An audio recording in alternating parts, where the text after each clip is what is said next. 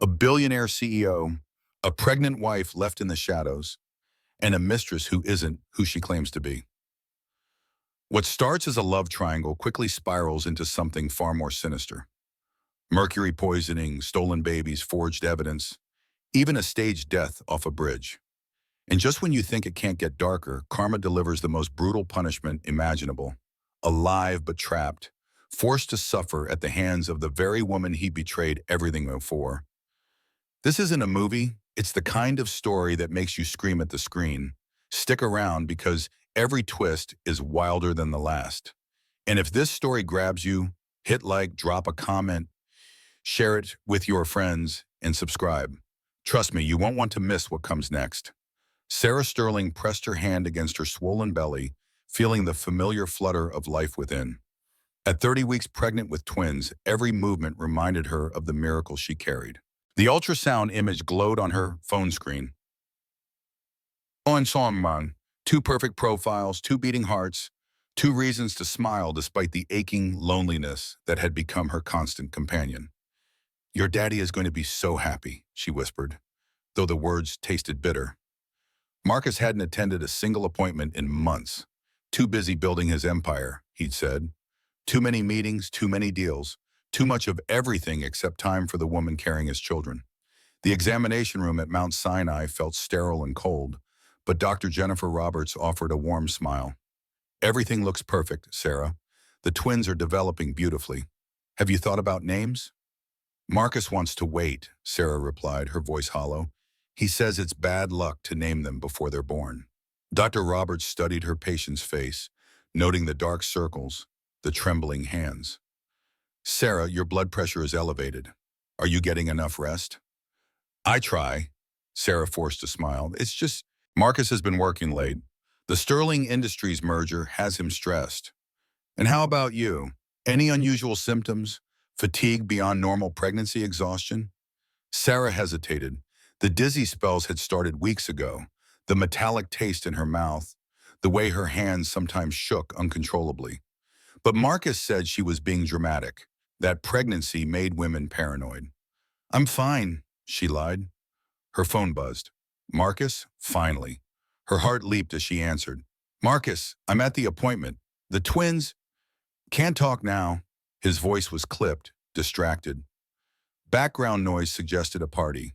Laughter. Music. "The Miami deal needs attention. I'll be gone through the weekend." "But you said you'd be home tonight." "I made dinner reservations for our anniversary." "Anniversary?" He sounded genuinely confused.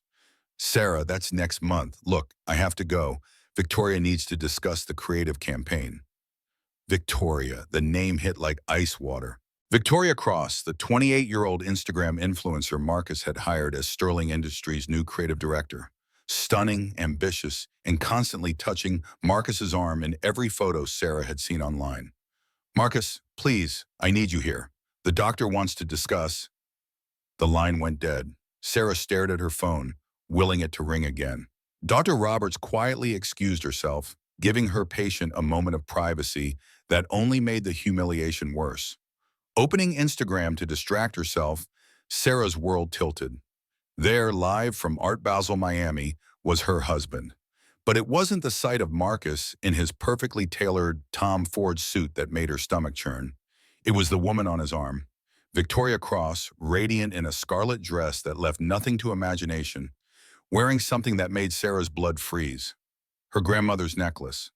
The Art Deco diamond piece that had been in the Mitchell family for 4 generations.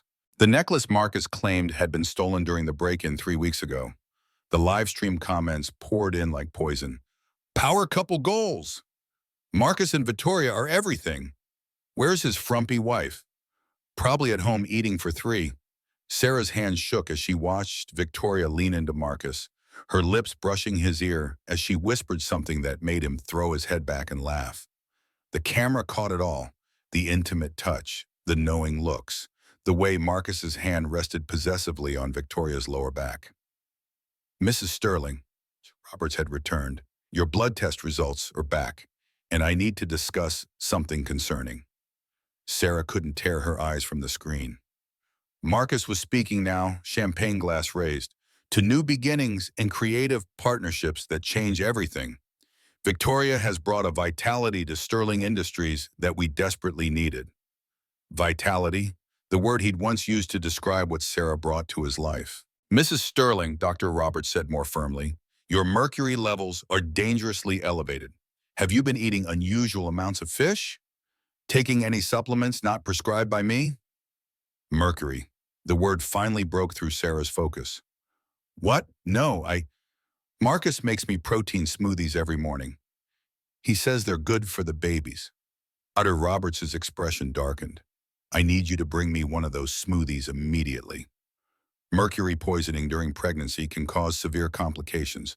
How long has he been making these for you?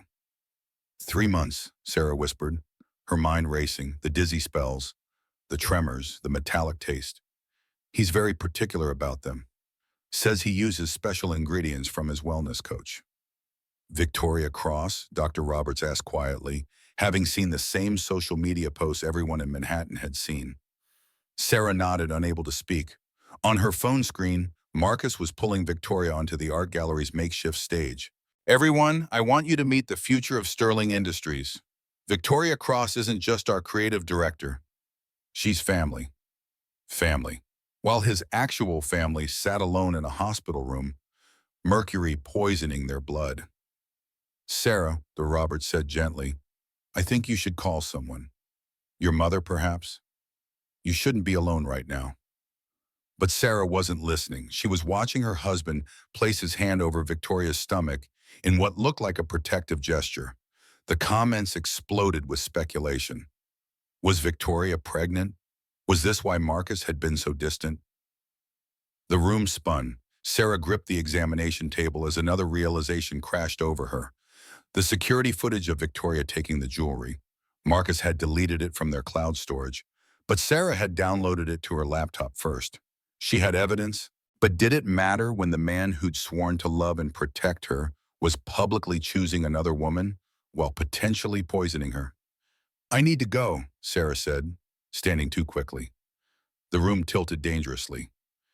Mrs. Sterling, you're in no condition. I'm fine. Sarah steadied herself, one hand protecting her belly. I just need to get home.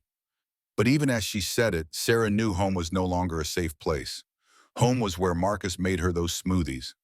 Home was where he'd grown cold and distant. Home was where she'd been slowly dying while he fell in love with someone else.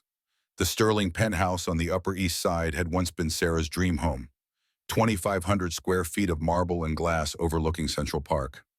Now it felt like a beautiful prison, every surface reflecting her growing isolation. Sarah's mother arrived within 3 hours of the call, her rental car screeching to a halt outside the building. Patricia Mitchell might have been 62, but she moved like a woman on a mission, her steel gray hair pulled back in the same no-nonsense bun she'd worn during her years on the bench. Mercury poisoning, Patricia said flatly, reading the test results for the third time. That bastard has been poisoning my pregnant daughter. We don't know it's intentional, Sarah said weakly, though her hand instinctively moved to protect her belly. Maybe it's a mistake. The wellness company Victoria recommended? Stop, Patricia's voice cut through her daughter's denial. I've seen too many abuse cases to miss the signs.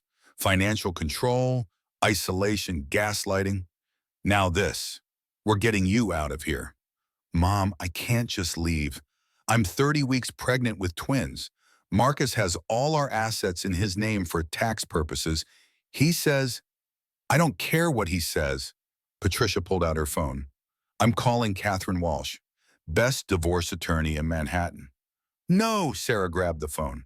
If Marcus finds out I'm talking to lawyers, he'll... She stopped, realizing she didn't know how to finish that sentence. What would Marcus do? The man she'd married would never hurt her, but the man who'd been feeding her mercury? Her phone buzzed. A text from Daniel Reeves, her old Harvard friend.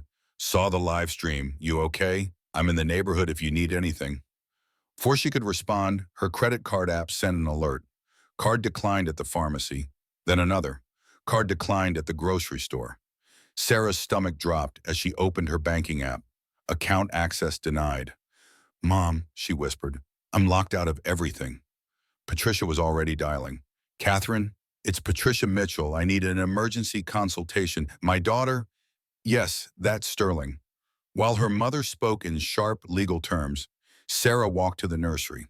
She'd painted it herself in soft yellows and greens, assembled the cribs despite Marcus calling it ridiculous. We have staff for that, he'd said. But Sarah had wanted to build something with her own hands for her babies. The doorbell rang. Sarah found Daniel Reeves standing in the hallway, concern etched across his handsome face. At 38, Daniel still looked like the Harvard MBA who'd won every case competition. Sharp, polished, but with kind eyes that had always made Sarah feel safe. I was at Whole Foods when your card was declined, he said, holding up shopping bags. The cashier was gossiping about it. I covered it and grabbed some essentials. Daniel, you didn't have to. Sarah, you look pale. When's the last time you ate something Marcus didn't make? The question hung heavy between them. Patricia appeared in the doorway, sizing up Daniel with a judge's scrutiny. Mr. Reeves, I remember you from Sarah's graduation. Judge Mitchell.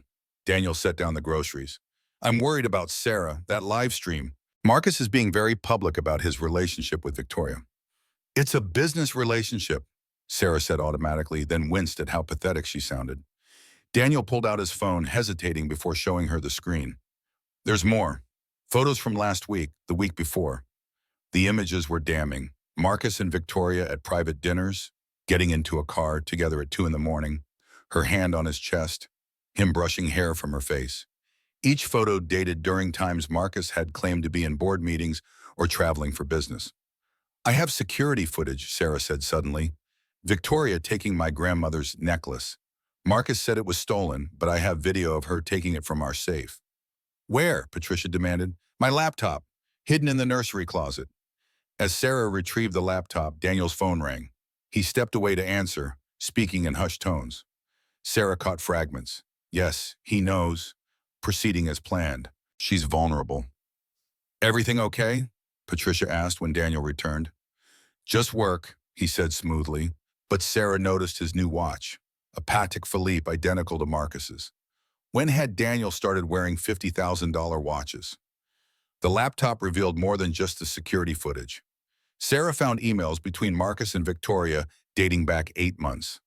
Plans for the transition, references to removing obstacles, and most chilling, a message from Victoria. The supplements are working. She's getting weaker. We're calling the police, Patricia announced. With what proof? Sarah asked desperately. Marcus owns the security company. He'll say the footage is fake. His father's law firm will destroy us. The front door opened. Marcus's voice boomed through the penthouse. Sarah, where are you? We need to talk. He appeared in the doorway, still in his Miami clothes, reeking of Victoria's perfume. His eyes narrowed, seeing Patricia and Daniel. A little gathering? His smile was cold. How cozy. Marcus, Sarah started, but he cut her off. You've been calling my office, harassing my assistant. This paranoid behavior has to stop. He pulled out a document. I've been patient, but for the safety of our children, I'm filing for separation. Safety? Patricia stepped forward. You've been poisoning her with mercury. Marcus's laugh was cruel. Poisoning? Sarah, you've been secretly eating sushi against doctor's orders. I've been trying to help with organic smoothies. But if you want to blame me for your reckless behavior, I have the emails, Sarah said, between you and Victoria. What emails? Marcus asked innocently. Victoria and I communicate about business. If you've been hacking into company servers, that's corporate espionage. My lawyers will be very interested. He turned to Daniel. I'd be careful, Reeves. Associating with someone under investigation for mental instability and corporate theft won't help your venture fund. Daniel shifted uncomfortably and Sarah saw it. The tell she remembered from Harvard when he was bluffing in poker. Daniel was involved somehow. Get out, Patricia commanded. This is still Sarah's home. Actually, Marcus said, pulling out another document, it's not. The penthouse is owned by Sterling Industries, corporate housing, and as of today, Sarah is no longer welcome here. He checked his phone. Security will arrive in 1 hour to escort you out. Take only personal items. Everything else is company property. Sarah felt the walls closing in. Marcus, please, I'm pregnant with your children. Are they mine? He asked casually. With your mental state, your paranoia, these secret meetings with Daniel, I have to wonder. The cruelty of it broke something in Sarah. She doubled over, pain shooting through her abdomen. Mom, call 911, Patricia barked at Daniel, who seemed frozen. Now! As Sarah collapsed, Marcus stepped back, his face a mask of false concern. Make sure to document this breakdown for the custody hearing. Through the haze of pain, Sarah heard Daniel on the phone, but he wasn't calling for an ambulance first. He was calling someone else, speaking rapidly. It's happening now, just like you planned. The ambulance ride blurred into chaos. Sarah gripped her mother's hand as contractions ripped through her body. 32 weeks, too early. The twins weren't ready, and neither was she. Mercury levels are critical, the paramedic told the hospital over the radio. Premature labor, possible placental abruption. Dr. William Anderson met them at Mount Sinai's emergency entrance. Tall, steady, with kind brown eyes behind wire-rimmed glasses, he took control immediately. Sarah, I'm Dr. Anderson. I'm going to take care of you and your babies. Can you tell me when the contractions started?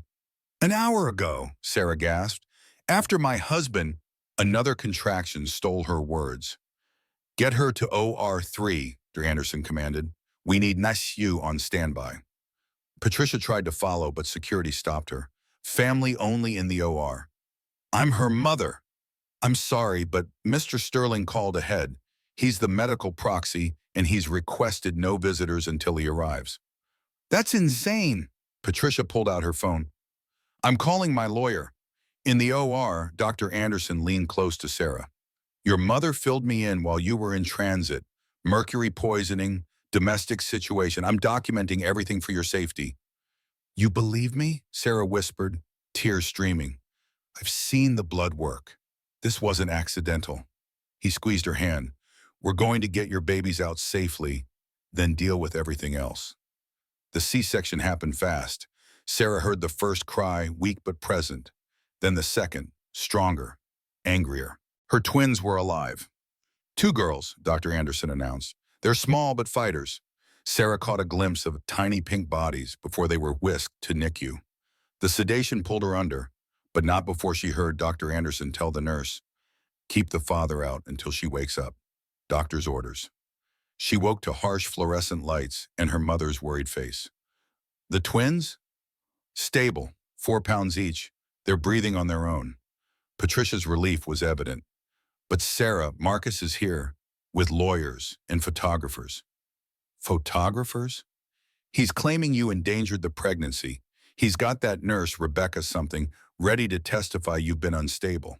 Sarah tried to sit up, wincing at the incision pain. I need to see my babies. Dr. Anderson appeared. I'll take you, but first, you should know Marcus is in the NICU. He's making a scene. They wheeled Sarah to the NICU, where she found Marcus holding court with several people she didn't recognize. Victoria stood beside him, her hand on his shoulder, wearing a designer dress that probably cost more than most people's monthly rent. Sarah, Marcus's voice dripped false concern. Thank God you're okay. I've been explaining to the staff about your condition. What condition? Sarah demanded. Your postpartum psychosis. Dr. Harrison here specializes in maternal mental health. A thin man stepped forward. Mrs. Sterling, your husband is concerned about your paranoid delusions. These accusations of poisoning, the hostility toward Miss Cross, she stole from me. I have proof. See, Marcus told the growing audience, she fixates on Victoria. It's textbook jealousy manifesting as psychosis. Victoria stepped forward, playing the role perfectly. Sarah, I only want to help. Marcus is so worried about you. Sarah noticed Daniel in the corner, his phone out, recording everything. Their eyes met, and he quickly looked away. I want to hold my daughters, Sarah said. Our daughters, Marcus corrected, and given your current state, supervised visits only. You can't do that? Actually, his lawyer interrupted, we filed an emergency custody motion.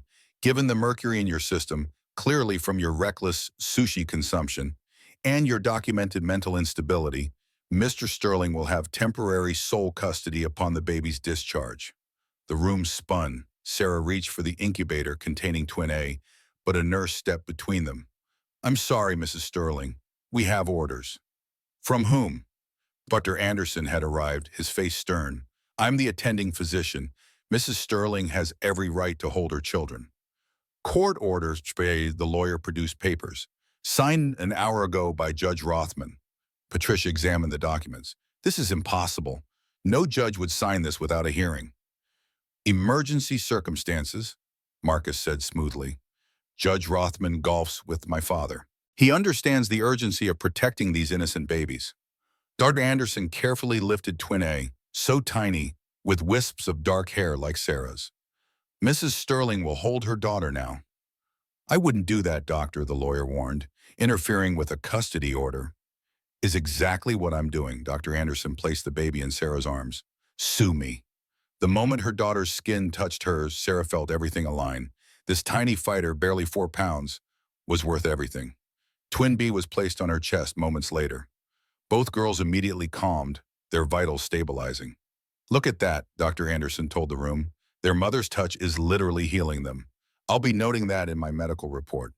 Marcus's face darkened. We're leaving. Sarah, enjoy this moment. It won't last. As the group left, Daniel lingered.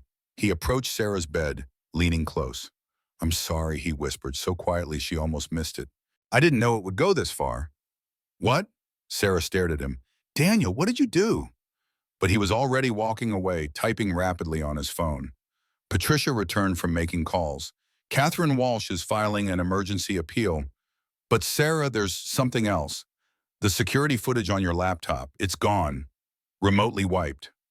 That's impossible. It wasn't connected to the internet. Someone must have accessed it physically. Patricia's eyes narrowed. When you collapsed, who was near your things? Sarah's heart sank. Daniel. He was by my bag. My laptop was in it. The betrayal hit harder than Marcus's cruelty. Daniel had been her friend for over a decade. He'd been the one person she thought she could trust. Dr. Anderson returned with a tablet. Mrs. Sterling, I need to show you something. The mercury levels in your blood, they're consistent with sustained deliberate poisoning. This pattern doesn't match seafood consumption at all. I'm required to report this to the police. They won't believe me, Sarah said hopelessly.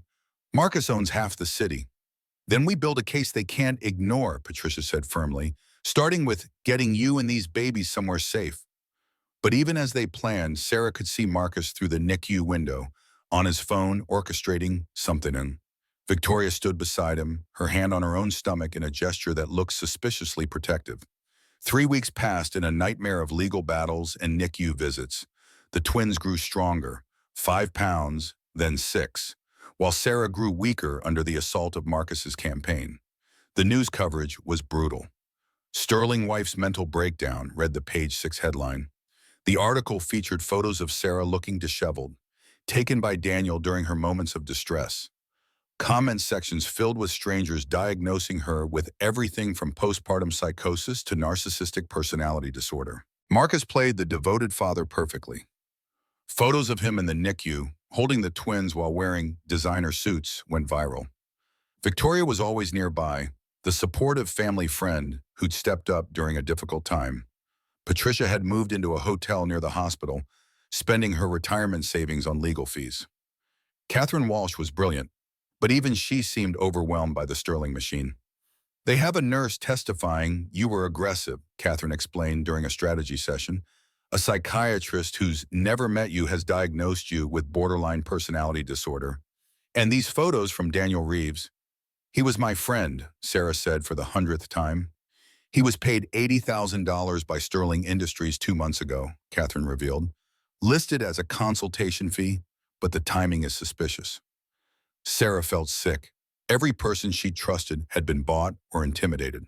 Even the NICU nurses seemed nervous around her now, careful not to appear too friendly. Only Dr. Anderson remained steadfast. He'd testified about the mercury poisoning, but Marcus's lawyers had 3 experts claiming the tests were flawed. The custody hearing is tomorrow, Catherine said. I need you prepared for the worst. They're going to take my babies? Temporarily.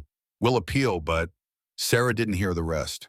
She stumbled to the bathroom, her C-section incisions still aching, and vomited. In the mirror, she barely recognized herself, hollow eyes, sharp cheekbones, skin pale as paper. She looked exactly like the mentally unstable woman Marcus was painting her as. Her phone buzzed, a text from an unknown number. Check your email. The message contained a video file. Sarah's hands shook as she opened it. It was Marcus and Victoria in his home office, dated 3 months ago. The mercury is genius, Victoria said, stretched across his desk. Untraceable if we're careful with dosing. And if she dies? Marcus asked casually. Tragic pregnancy complication. You're the grieving widower with twins. I comfort you. We wait a respectable year, then marry. The prenup's ironclad? She dies, you get everything, including her family trust once the twins are born. Sarah forwarded the video to Catherine, Patricia, and herself on 3 separate accounts. Then she noticed something else. The timestamp showed Daniel in the background, pretending to work but clearly listening. The custody hearing was a massacre. Despite the video, Judge Rothman, Harold Sterling's golf buddy, deemed it inadmissible. Deepfake technology makes such evidence unreliable, he stated. Sarah watched her world collapse as custody was awarded to Marcus. CPS would collect the twins from NICU tomorrow. She would have supervised visits, 2 hours weekly, pending psychiatric evaluation. We'll appeal, Catherine promised, but her eyes said she knew they'd lost. That evening, Sarah sat in the NICU, holding her daughters for what might be the last time. Dr. Anderson had bent every rule to give her privacy. They're strong, he said gently, like their mother. Their mother is failing them, Sarah whispered. Their mother is fighting an army alone. There's a difference, Kitty. Patricia arrived with a woman Sarah didn't recognize, elderly, sharp-eyed, wearing an unremarkable cardigan. This is Margaret, Patricia said carefully. She helps women in situations like yours. Margaret studied Sarah. The Haven Network has resources, safe houses, new identities, but once you leave, you can't come back. You want me to abandon my babies? I want you to live long enough to save them, Margaret replied. Dead mothers can't fight custody battles. Sarah looked at her twins, memorizing their faces. Twin A had her nose. Twin B had Marcus's chin, but her stubborn expression. How? Sarah asked. Tomorrow you make a scene. Public, cameras everywhere. Then you disappear. We handle the rest. Marcus will hunt me. Let him try, Patricia said fiercely. My daughter's not dying for that bastard's money. The plan was elegant in its simplicity. Sarah would have her very public breakdown at Westfield Garden State Plaza, New Jersey's largest mall, during peak Saturday shopping. Hundreds of witnesses, dozens of security cameras, and most importantly, a clear digital footprint showing her mental spiral. Dr. Anderson had secretly discharged her with medical supplies and documentation. Margaret's network had arranged everything else: safe house, Canadian documents, and an extraction team that moved like ghosts. You need to sell this, Margaret instructed. Make it memorable. Make it viral. Sarah stood in the mall's center court, wearing the same clothes she'd worn for 3 days. She'd stopped at 12 ATMs, each transaction recorded, creating a trail heading south toward Atlantic City. Her phone, still pinging towers, was taped under a Greyhound bus heading to Florida. Taking a deep breath, Sarah began her performance. She stumbled through Nordstrom, knocking over displays, mumbling about her babies. Security followed at a distance. She collapsed near the fountain, sobbing Marcus's name, begging invisible people to give her children back. Please, she screamed, her voice breaking. He poisoned me. He's stealing them. Shoppers filmed with their phones. Within minutes, she was trending. Hashtag mall meltdown. Sterling wife loses it. Security approached carefully. Ma'am, we need you to come with us. Sarah ran through Macy's past the food court, her hospital bracelet visible, her grief genuine even if the breakdown was staged. She made it to the parking garage before collapsing again, cameras capturing everything. An ambulance arrived. 2 paramedics loaded her carefully. But the ambulance didn't go to a hospital.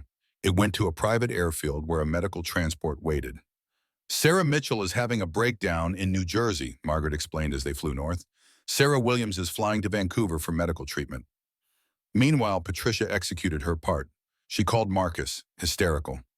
Sarah's missing. She left a note about the bridge, the Tacoma Narrows Bridge, where desperate people went to end their pain. Marcus would search there while Sarah crossed into Canada. The safe house in Montana was a farmhouse, invisible from the road, protected by veterans who'd seen enough evil to recognize it in Marcus Sterling. Sarah spent her first night there planning her resurrection while watching news coverage of her death. Body never recovered, the anchor reported. Marcus Sterling asked for privacy during this difficult time. He played the grieving widower perfectly, Victoria by his side as a supportive friend. But Sarah noticed something in the footage. Victoria's hand on her stomach, the careful way she moved. Was she pregnant? 6 months dissolved like morning mist. Sarah Williams had built a life in the Montana mountains, working remotely as a consultant while building her case. The twins' photos covered her wall, images pulled from Marcus's social media, where he performed fatherhood for millions of followers. Monica Thompson, her Harvard friend and forensic accountant, had uncovered the truth. Sterling Industries was a laundering front for foreign money, with Victoria's wellness brand as the primary vehicle. The FBI was building a case, but they needed more. Then came the breakthrough. A package arrived with no return address containing a USB drive. The note read, "He destroyed my husband too. EP. E.P. Helena Petrov, Alexander Petrov's first wife, supposedly dead from suicide." The drive contained everything. Recordings of Victoria admitting to the scam, fertility clinic records showing she'd been trying to get pregnant with Marcus's baby, plans to drain his accounts once she had his child. But the most damning evidence was a video from Marcus's home security, supposedly deleted. It showed him grinding mercury supplements into powder, carefully measuring doses. "This has to be timed perfectly," he told Victoria in the recording. "Too much, and it's obvious murder. Too little, and she might recover." "You're sure about Daniel?" Victoria asked. "He's desperate for funding. He'll do anything." Sarah sent everything to the FBI, the New York Times, and 3 international news outlets. Then she waited. The story broke on a Tuesday morning. Sterling Empire built on blood money dominated headlines. The FBI raided Sterling Industries during Marcus's press conference about quarterly earnings. The live stream caught everything.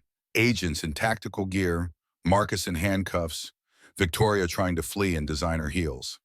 Sarah watched from Montana, feeling nothing but relief. It was time for phase 2. She appeared on 60 Minutes via satellite, her face shadowed but her voice clear. The interview was devastating. She detailed the poisoning, showed medical records, played the recordings. The country watched a woman who'd been systematically destroyed fight back from the grave. "Where are you now?" the interviewer asked. "Safe, building something new." "Your company, Phoenix Rising?" "We help women escape financial abuse. In 6 months, we've helped 300 women secure their assets and freedom." "And the twins?" Sarah's composure cracked slightly. "They're my reason for breathing. Everything I do is for them." The interview aired Sunday night. Monday morning, Phoenix Rising's website crashed from traffic. Venture capitalists called offering millions. Sarah accepted $50 million from a female-led fund. But the best news came from Dr. Anderson, who'd been caring for the twins during Marcus's arrest. "They're safe. Foster care temporarily, but your mother has filed for emergency custody." Sarah sobbed for an hour, hope flooding back for the first time in months. The federal courthouse in Lower Manhattan had never seen crowds like this. By 5 a.m., news vans lined Pearl Street like armor-plated soldiers. Protesters filled Foley Square, their signs reading "Justice for Sarah" and "Sterling stole everything." The Marcus Sterling trial had become more than a legal proceeding. It was America's reckoning with power, privilege, and the men who wielded both like weapons. Sarah watched from a secure location in Montana, her testimony to be delivered via encrypted video link. The FBI had insisted on maximum protection after death threats from Sterling supporters who still believed Marcus was the victim of a vengeful ex-wife's conspiracy. When the courtroom itself was a theater of ruined lives. Marcus sat at the defense table, his $4,000 suit unable to hide the weight he'd lost or the tremor in his hands from cocaine withdrawal. Beside him, Harold Sterling's legal team, 6 partners from Sterling, Rothman, and Associates, formed a wall of gray suits and grim faces. Victoria Cross occupied the other defendant's table, 7 months pregnant and wearing an orange jumpsuit that clashed horribly with her platinum hair, now showing dark roots. Her lawyer, a public defender named Janet Morrison, looked overwhelmed by the media attention. But the day's first shock came from the prosecution's witness, Alexander Petrov, Victoria's actual husband, entering in a custom Brioni suit with the confidence of a man who'd already won. "State your name for the record," the prosecutor, Assistant U.S. Attorney Michael Harrison began. "Alexander Dmitry Petrov, citizen of Monaco, resident of New York." "What is your relationship to the defendant Victoria Cross?" Alexander's smile was arctic. "She is my wife, has been for 11 years. Gasps rippled through the gallery. Marcus's face went white, then red. His hand clenched so hard his knuckles cracked. "Can you explain the nature of your relationship?" "Victoria and I have what you might call a business partnership," Alexander said smoothly. "She identifies marks, wealthy men with exploitable weaknesses. She seduces them, gets pregnant if necessary, then we extract maximum value." "How many times has she done this?" Marcus Sterling was number 4. The revelation sent reporters scrambling to text their editors. Victoria's con went deeper than anyone had imagined. "Tell us about the Sterling operation," Harrison prompted. Alexander pulled out a leather portfolio. "Victoria spent 2 years researching Marcus. His narcissism, his need for worship, his resentment of his wife's family connections. She crafted herself into his perfect fantasy. Young, adoring, controllable. The pregnancy? Always part of the plan. A baby ensures permanent financial connection. Child support for 18 years, minimum, plus emotional leverage. Is Marcus Sterling the father?" Alexander laughed. "Oh yes, Victoria never fails in that regard. She times everything perfectly. Fertility treatments, ovulation tracking. She's quite professional." Marcus lunged from his chair. "You fucking—" The bailiffs restrained him as his lawyers tried to maintain composure. Judge Catherine Walsh, Patricia's friend who'd finally gotten the case after 3 recusals, banged her gavel. "Mr. Sterling, control yourself or you'll be removed." "Your Honor," Harold Sterling's late attorney James Fitzgerald stood. "This witness is clearly hostile and unreliable." "Because he's telling the truth?" Harrison interrupted. "We have documentation, Your Honor. Emails, financial records, previous victims willing to testify." Judge Walsh nodded. "Continue." Alexander produced a tablet. "This is a recording from our apartment, 3 months before Sarah Sterling's death." The courtroom screens lit up with Victoria sprawled on a leather couch, speaking on the phone. "The mercury is working perfectly. She's getting weaker. Marcus doesn't suspect anything. He's too busy staring at my ass to notice he's poisoning his wife. God, these rich boys are stupid." Alexander's voice from off camera. "How much longer?" "Maybe a month. She's pregnant, so we have to be careful. Too much mercury and it's obvious murder. But Marcus is impatient. He wants her gone before the twins arrive." "And then," Victoria laughed on the recording, "then I comfort the grieving widower. We wait a year for appearances, get married, and I own half of Sterling Industries. The prenup with Sarah means if she dies, everything goes to him, and what's his becomes mine." The courtroom erupted. Marcus was screaming at his lawyers. Victoria had gone pale, her hand protectively over her stomach. Sarah, watching from Montana, felt sick and vindicated simultaneously. "Why come forward now?" Harrison asked Alexander when order was restored. "Because Victoria betrayed our agreement. She was supposed to extract money, not fall for the mark. But she got greedy, wanted to actually marry Sterling, cut me out completely." His eyes were ice. "Nobody double-crosses Alexander Petrov." The cross-examination by Marcus's team was brutal, but ineffective.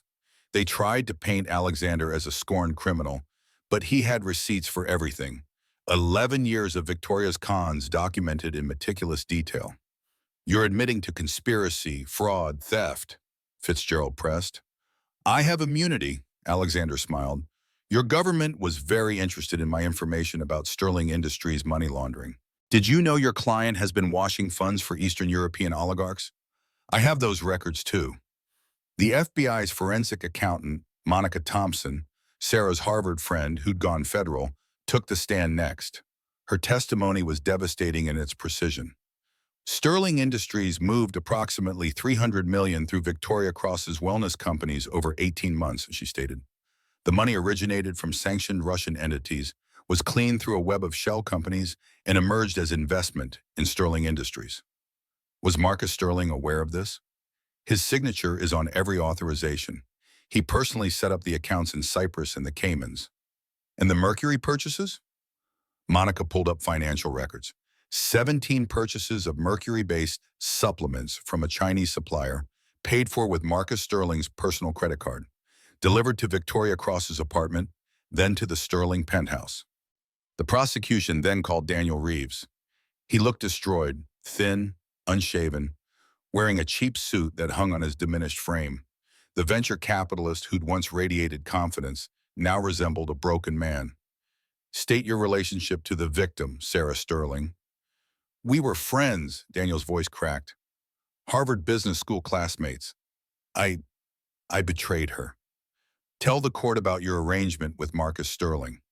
Daniel's hands shook as he spoke. Marcus approached me 2 months before Sarah discovered the affair. He knew I was desperate. My fund was failing, investors pulling out. He offered $10 million in investment if I helped him. Helped him how? Document Sarah's distress, make her look unstable. I took photos when she was crying, recorded conversations out of context, deleted security footage from her laptop while she was having a medical emergency. You watched your friend collapse from mercury poisoning and used that moment to destroy evidence? Yes, Daniel whispered. I'm sorry, I'm so sorry. His testimony revealed the depth of Marcus's planning. Every interaction with Sarah had been orchestrated to build a custody case. The public humiliation, the financial isolation, the poisoning, all designed to either kill her or make her appear insane. What happened to your $10 million? Harrison asked. I never got it. Marcus was arrested before the transfer. I lost everything anyway. SEC investigation, criminal charges, disbarment from trading. I work as a janitor now, night shifts at an office building. Do you see Sarah Sterling in this courtroom? She's not here. She's testifying remotely because Marcus's supporters threatened to kill her. When Sarah's testimony began via video link, the courtroom fell silent. She looked different from the broken woman in the hospital footage, stronger, clearer, with steel in her voice. Mrs. Sterling, can you describe the morning smoothies your husband made for you? Every morning for 3 months, Marcus would blend what he called a pregnancy wellness shake. He said Victoria's nutritionist had designed them specifically for twin pregnancies. He watched me drink every drop. How did they taste? Metallic. I mentioned it once, and he said it was the prenatal vitamins. I trusted him. He was my husband, the father of my children. When did you realize you were being poisoned? Dr. Jennifer Roberts identified elevated mercury levels during a routine appointment. By then, I was experiencing tremors, confusion, severe fatigue. Classic mercury poisoning symptoms that Marcus had convinced me were normal pregnancy issues. The prosecutor played audio recordings Sarah had made secretly in her final weeks at home. Marcus's voice, gaslighting her. You're imagining things. You're hormonal. You're being dramatic. No one will believe you're stable enough to raise children. How did this affect you? Sarah's voice broke slightly. I thought I was going insane. The man I loved was telling me I was crazy while slowly killing me. When I went into premature labor, I thought I would die, knowing my daughters would be raised by my murderer. Why didn't you go to the police? With what proof? Marcus owned the security company that monitored our home. His father's law firm would have destroyed me. He controlled all our finances. I had nothing but my word against his empire. The cross-examination tried to paint her as vindictive, but Sarah remained composed. You faked your own death, Fitzgerald accused. I escaped my attempted murderer, Sarah corrected. The Haven Network saved my life. You've profited from this story. Your company is worth billions. My company helps women escape what I survived. Every dollar goes back into saving lives. How much did Marcus make from money laundering? Judge Walsh intervened. Mr. Fitzgerald, move on. The final prosecution witness was Dr. William Anderson, who documented everything from the twins' NICU stay. The mercury levels in Mrs. Sterling's blood were consistent with sustained, deliberate poisoning, he testified. The twins were born prematurely due to maternal mercury exposure. They could have died. In your medical opinion, was this accidental exposure? Impossible. The levels were too precise, too consistent. Someone was carefully dosing Mrs. Sterling to maximize damage while avoiding obvious murder. As the prosecution rested, Marcus's defense team tried desperately to salvage their case. They called character witnesses, business associates who praised his acumen, society friends who'd never seen him violent, but each one crumbled under cross-examination. "Did you ever see Sarah Sterling after she became pregnant?" Harrison asked each one. "Well, no. Marcus said she was having a difficult pregnancy." "So you never witnessed their actual relationship during the poisoning period?" "No, but Marcus would never what? Poison his pregnant wife? The blood test proved otherwise." Victoria's defense was even weaker. Her public defender tried to argue coercion by Alexander, but the recording showed Victoria as an enthusiastic participant. When she took the stand herself, her testimony was a disaster. "I loved Marcus," she claimed, tears streaming. "Alexander forced me to con him." Harrison destroyed her in minutes. "These emails from 3 years ago show you researching Marcus Sterling's net worth. Alexander was in Moscow. Were you forced to Google Marcus Sterling divorce timeline from your apartment?" I I was curious. "This fertility clinic record shows you began treatments specifically timed to Marcus's separation filing. Was that forced?" Victoria crumbled, admitting everything in a desperate bid for mercy. Yes, she'd planned it all. Yes, she'd known about the mercury. Yes, she'd been trying to steal everything. "But I really did fall for him," she sobbed. "That part was real." Marcus watched her testimony with dead eyes, finally understanding he'd been played by someone even more ruthless than himself. The verdict came after just 6 hours of deliberation. Marcus Sterling, guilty on all counts: attempted murder, conspiracy, money laundering, fraud. Sentence: 45 years minimum. Victoria Cross, guilty on all counts: conspiracy to commit murder, fraud, money laundering. Sentence: 25 years, deportation to follow. But the universe wasn't done with Marcus Sterling. As the bailiff approached with handcuffs, Marcus grabbed his chest. The stress, the cocaine damage, the years of excess. His heart couldn't take it. He collapsed, his body convulsing. "Medical emergency," someone screamed. And Dr. Anderson, who'd been in the gallery, rushed forward. Later, he'd tell Sarah he could have done more, worked harder, but he'd remembered the twins in NICU, fighting for life while their father posted beach photos with his mistress. Marcus survived the massive stroke, but barely. When he finally woke 3 weeks later, he couldn't move. Locked-in syndrome, his mind intact but his body a prison. The doctors said he could live for decades like this with proper care. The court assigned his care to the federal prison medical system, and in a twist of cosmic justice, Victoria, now needing to work off her sentence, was assigned as his caretaker. Sarah received the news in her Manhattan office, now running Phoenix Rising full-time. She felt nothing, not joy, not sorrow, just a sense of completion. "It's over," Patricia said, hugging her daughter. "No," Sarah corrected, looking at the wall of survivor photos. "It's just beginning." That night, she tucked the twins into bed in their new home, William reading them a story about brave princesses who saved themselves. The girls didn't know about the trial, about their biological father's fate. Someday Sarah would tell them the truth, but not yet. For now, they were safe, they were loved, they were free. And somewhere in a federal medical facility, Marcus Sterling lay trapped in his own body, forced to watch news coverage of his ex-wife's triumph, tended to by the woman who'd helped destroy him, understanding finally that some prisons were worse than death. Justice, Sarah thought, sometimes came in unexpected packages. The news of Marcus's condition spread like wildfire. The man who'd orchestrated such elaborate cruelty was now prisoner in his own body, able to understand everything, but powerless to respond. Victoria gave birth in federal custody, a boy she named Alexander after the husband who'd abandoned her. The baby was immediately placed in foster care. Victoria's sentence: 15 years minimum, with deportation to follow. But first, she had a debt to pay. Community service, the judge announced, 2,000 hours of caregiving for disabled inmates. The assignment was specific: Marcus Sterling, who required round-the-clock care in the medical wing of Otisville Federal Correctional Institution. Sarah watched the news from her new office in Manhattan.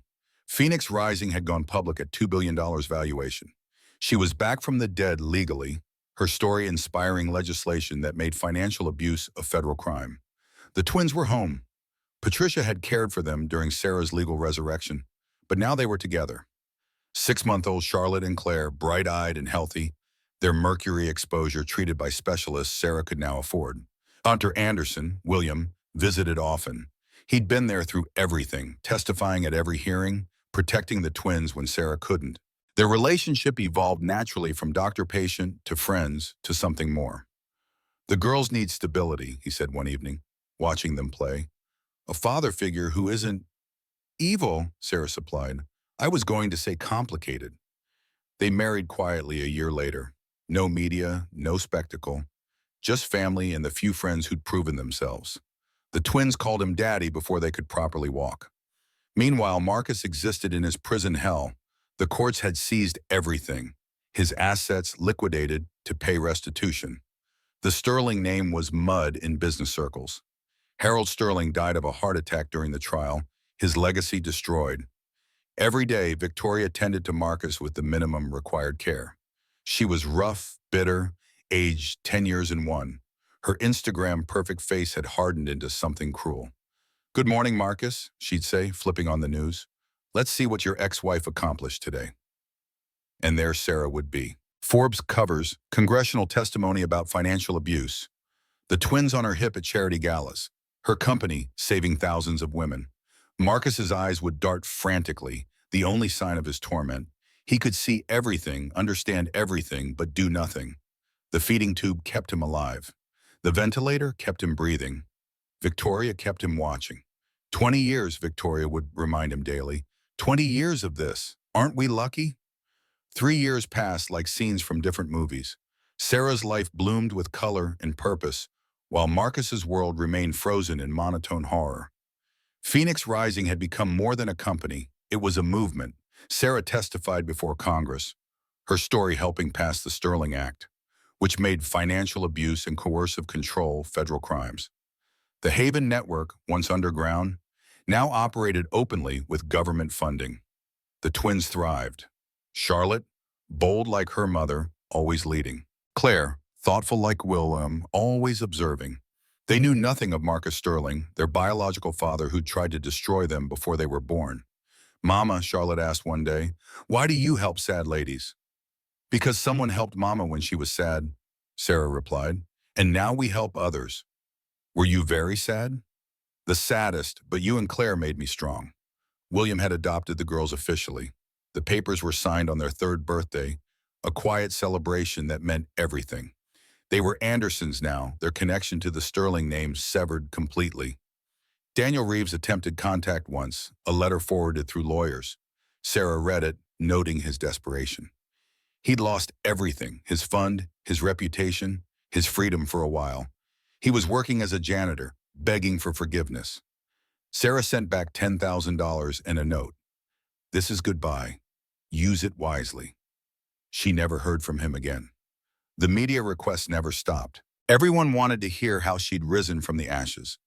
But Sarah was selective, speaking only when it could help other women. Her story had saved lives, women who recognized the signs because of her testimony. One autumn morning, a package arrived with familiar handwriting. Elena Petrov, Alexander's first wife who'd helped expose everything. Inside was a photo of her with 2 children and a note. "Your story gave me courage to tell mine. We're free now, too." Sarah framed the note in her office, next to pictures of all the women Phoenix Rising had helped. The wall of survivors, her assistant called it. Hundreds of faces, each representing a life reclaimed. Marcus, meanwhile, deteriorated. The stroke had been just the beginning. Minor infections became major ones. Bed sores developed despite treatment. His body, once perfectly maintained, began its slow collapse. Victoria's caregiving grew more careless. She'd developed her own torment. Her son Alexander, placed with a family in Ohio, would never know her. The boy was thriving with parents who loved him, while she rotted in prison, tending to the man who'd destroyed her life as much as she'd destroyed his. "Your ex-wife's company just hit $5 billion, she told Marcus one day, adjusting his feeding tube roughly. She's on the cover of Time magazine. Person of the Year. Marcus's eyes rolled frantically. Victoria laughed, a harsh sound that echoed off the medical wing walls. Oh, and your daughters? They call another man daddy. Isn't that wonderful? If Marcus could have screamed, the sound would have shattered windows.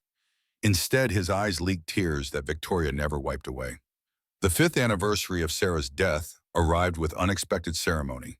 The Tacoma Narrows Bridge, where she'd supposedly jumped, had become an unofficial memorial site for domestic abuse survivors. Flowers appeared daily with notes. Sarah Sterling gave me courage. Your story saved my life. Sarah visited once privately with William and the twins. They didn't know the significance of the place, just that Mama wanted to see the pretty bridge. It's so high, Claire observed, peering over the rail. That's why we stay safe behind the fence, William said, lifting her up. Sarah looked at the water below, remembering the woman who'd almost jumped for real. That desperate mother who thought death was the only escape. She'd become someone else entirely. Someone who turned pain into power. Victims into victors. Can we go home? Charlotte asked. I want to show Grandma my drawing. Patricia had moved to New York permanently. Her house in Pennsylvania sold to fund Sarah's fight. She lived in an apartment near Sarah now, spending her days volunteering with Phoenix Rising and spoiling her granddaughters. She drew you, Mama, Charlotte said proudly. Fighting a dragon. Is that what Mama does? Sarah asked. Grandma says you fight monsters that look like people. Children understood truth so simply. That evening, after the twins were asleep, Sarah received a call from the Federal Bureau of Prisons. Marcus Sterling was dying. Multiple organ failure. He had maybe days. Does he have any family to notify? The official asked. No, Sarah said firmly. He has no one. She felt nothing. Not satisfaction, not sadness. Marcus had ceased to exist for her the moment she chose to survive. But Victoria called an hour later from a prison phone. He's dying badly, she said, her voice flat. Alone. Afraid. Fighting the ventilator. Why are you telling me this? Because I wanted you to know your revenge is complete. He knows he's dying knowing you won. Your daughters will never know him. Your company is worth billions. You have love, success, everything he tried to steal. It's not revenge, Sarah corrected. It's justice. Victoria laughed bitterly. Is there a difference? Yes, revenge would be letting you care for him longer. The line went dead. Marcus Sterling died at 3:17 a.m. on a Tuesday. No obituary ran in major papers. His estate, what little remained after legal settlements, went to his victims' fund. Sterling Industries had been dissolved, its assets distributed to the employees Marcus had defrauded. Sarah learned about his death from a news alert. She deleted it without reading the article. That morning, she dropped the twins at preschool, kissed William goodbye, and went to work. Phoenix Rising had 3 new intake cases. Women trapped by powerful men who thought they were untouchable. We'll help them all, she told her team. Every single one. Her office wall had run out of space for survivor photos. They'd started a second wall, then a third. Each face represented someone who'd refused to be destroyed. Monica Thompson knocked on her door. The Singapore expansion is approved. We can help women internationally now. Good, no one should suffer alone. Sarah, you've built something incredible here. We built it, Sarah corrected. All of us, every woman who refused to give up. That evening at home, Charlotte asked, Mama, what makes you happy? Sarah looked at her daughters, at William reading to Claire, at Patricia knitting in her chair, at the life she'd built from ashes. This, she said simply, all of this. The twins climbed into her lap, their weight familiar and perfect. They smelled like playground dirt and finger paint, like life and possibility. Tell us a story, Claire demanded. About a princess? Charlotte added hopefully. How about a phoenix? Sarah suggested. A bird that rises from the ashes stronger than before. Does she fight dragons? Sometimes, but mostly she helps other birds learn to fly. As she told the story, Sarah thought about all the women still trapped, still fighting, still hoping. Phoenix Rising would find them. The Haven Network would protect them. The Sterling Act would prosecute their abusers. Her phone buzzed with a message from a number she didn't recognize. Your story saved me today. I'm leaving him. Thank you. Sarah smiled. pulling her daughters closer. Every message like that proved Marcus hadn't won. Love had won. Courage had won. Women helping women had won. Outside, Manhattan glittered with millions of lights, each representing a life, a story, a possibility. Somewhere out there, a woman was packing a bag, making a plan, choosing herself over fear. Sarah whispered a prayer for her, for all of them. Then she continued the story, her voice strong and clear, filling the room with hope. The phoenix spread her wings, and all the other birds realized they had wings too. They'd just forgotten how to use them. But together they remembered. Together they soared. William joined them on the couch, adding his own embellishments to the tale. Patricia put down her knitting to listen. The twins' eyes grew heavy with sleep. This was victory. Not Marcus's destruction, but this. Love rebuilding what hate had tried to destroy. A family forged from trauma, but defined by triumph. As the girls drifted off, Sarah quiet her reflection in the window. The hollow-eyed woman from the hospital was gone. In her place stood someone unbreakable. Not because she'd never been broken, but because she'd learned to rebuild herself stronger each time.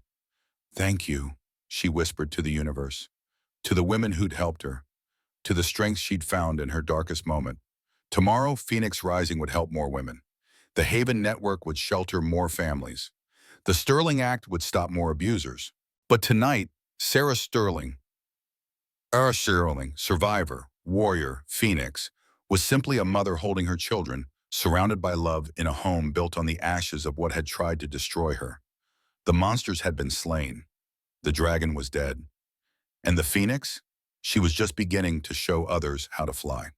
The 10th anniversary gala for Phoenix Rising filled the Rainbow Room with survivors, advocates, and champions of change. Sarah stood at the podium, no longer hiding from cameras or crowds. 10 years ago, I was dying, she began, literally poisoned by someone who'd sworn to love me. Today, Phoenix Rising has helped 50,000 women reclaim their lives. Applause thundered. In the audience, William smiled proudly. The twins, now 8, fidgeting in their formal dresses. Patricia, silver-haired but fierce as ever, wiped away tears. We've changed laws, saved lives, and proved that survival isn't just possible. It's powerful. But we're not done. As long as one woman remains trapped, our work continues. She announced the Phoenix Rising Foundation, free legal services, safe houses in every state, and partnerships with law enforcement to recognize financial abuse. After her speech, a young woman approached hesitantly. Ms. Sterling, I'm Jennifer. You helped me 3 years ago. I just graduated law school. I want to work for Phoenix Rising. Tell Monica Thompson, we need fighters like you. As the evening wound down, Sarah stood on the terrace, Manhattan sparkling below. The city that had almost crushed her now felt like home. Mama! Charlotte ran over Claire close behind. Can we see your office? It's past bedtime, William said, but Sarah nodded. Just a quick look. They rode the elevator to Phoenix Rising's floor. Sarah's office was simple, desk, chairs, and walls of photographs. Thousands now, each representing a life saved. That's a lot of people, Claire said quietly. Each one is a hero, Sarah told them. They chose to survive. Like you? Charlotte asked. Like all of us. As they left, Sarah noticed a new photo had been added. Elena Petrov, with her children, finally safe. Below it a note. Phoenix Rising saved 3 generations. My daughters will never know fear like we did. In the elevator, Charlotte asked, will you tell us the real story someday? About the dragon you fought? Sarah exchanged glances with William. The girls were still too young for the full truth. Someday, when you're older. Was he very scary? Claire whispered. The scariest. But I was scarier. The girls giggled, not understanding the weight of that truth. Later, after the twins were asleep, Sarah and William sat on their terrace. The city hummed below, alive with millions of stories. Any regrets? William asked.